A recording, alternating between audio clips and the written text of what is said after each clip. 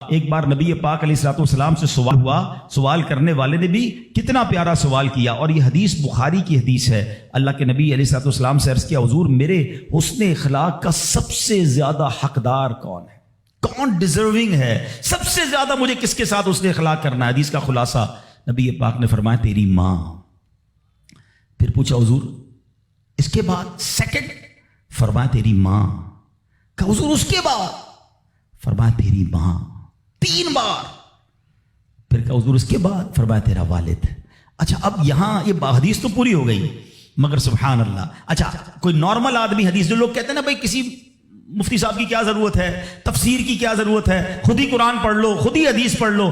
آج کے دور میں کوئی نارمل آدمی حدیث پڑھے تو خدا نہ خواستہ اس کا رزلٹ کیا لے گا؟ چلو بھائی اب والد کو پوچھنا ہی نہیں ہے، 3 بار ماں کا فرمایا نبی پاک نے، ماں کی خدمت کرو، ابا کو ڈالو سائڈ پہ۔ نہیں، اب اس کی انٹرپریٹیشن پڑھنا ضروری ہوگی، اب اس کی تفسیر اور اس کی شرح پڑھنا ضروری ہوگی۔ اللہ اکبر، علماء کی شان دیکھیں۔ پہلے تو علماء نے یہ ڈیبیٹ کیا کہ نبی پاک نے 3 بار ماں کیوں کہا، 1 بار والد کیوں کہا؟ کیونکہ اللہ کے نبی کی زبان سے جب بھی جو نکلا وہ حق نکلا، وہ ایسی فضول کوئی بات نہیں ہوتی، ہر بات جو ہے وہ بڑی لاجیکلی، بڑی ڈیٹیلڈ، اور اللہ اکبر وہ اللہ کی طرف سے عطا ہوتی ہے۔ سیدی اعلیٰ حضرت فرماتے ہیں نا، وہ دہن جس کی ہر بات وحی خدا، چشمہ علم و حکمت پہ لاکھوں سلام، وہ زبان جس کو سب کن کی کنجی کہیں، اس کی نافذ حکومت پہ لاکھوں سلام۔ علماء کہتے ہیں 3 بار جو ماں کہا ہے نا، ایسے ہی نہیں کہا۔ ماں کے بچے پر 3 احسان ہیں۔ نمبر 1، ماں بچے کو پہلے 9 ماہ اپنے پیٹ میں پالتی ہے، اس کی جسم میں کتنی تبدیلیاں ہوتی ہیں،